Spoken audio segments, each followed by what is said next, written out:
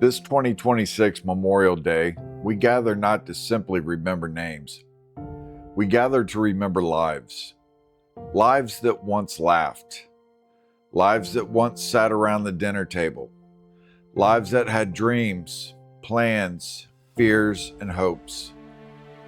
Lives that had favorite songs, favorite places, and favorite people. Today, as these images move across the screen, these are not simple photographs. These are sons and daughters, husbands and wives, brothers and sisters, and friends. Many of these heroes I have had the true honor and privilege of honoring at our Heroes Dinner, getting the opportunity to tell their story. Some of these men I know personally. Others carry stories shared by families and friends who have entrusted me with their memory. But every single one of them matters. Everyone.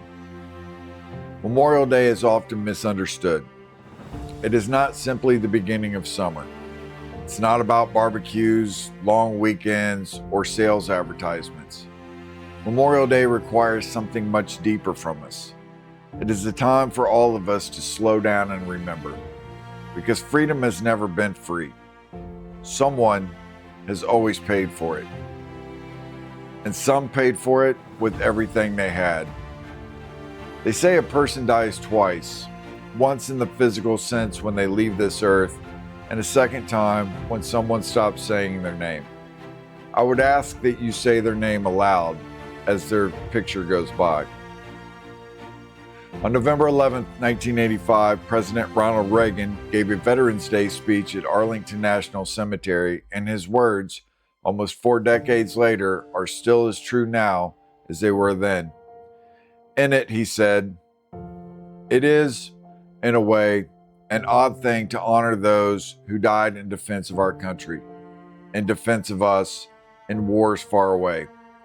The imagination plays a trick. We see these soldiers in our mind as old and wise. We see them as something like the founding fathers, grave and gray-haired. But most of them were boys when they died, and they gave up 2 lives, the one they were living and the one they would have lived. When they died, they gave up their chance to be husbands and fathers and grandfathers. They gave up their chance to be revered old men. They gave up everything for our country, for us. All we can do is remember." It is our responsibility as a nation to not simply say thank you. Our responsibility is to live lives worthy of their sacrifice, to love our families deeply, to serve our communities, to stand beside one another and help those who are struggling, to be better neighbors, to be better citizens, to help those who can't help themselves, and to remember that we are living in the future they never had the chance to see. As these faces continue to pass before you, I ask something very simple. Don't just see uniforms, see people. See a young man who loved his family. See a young woman who had dreams. See someone who laughed until they cried. Someone who had plans for tomorrow. And someone who never expected their name would someday be spoken at a memorial. Today, we honor them. Tomorrow, we continue remembering them.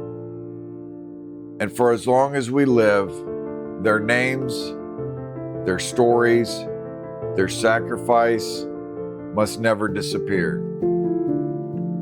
To the fallen, you are not forgotten. To the families, we remember you today and every day.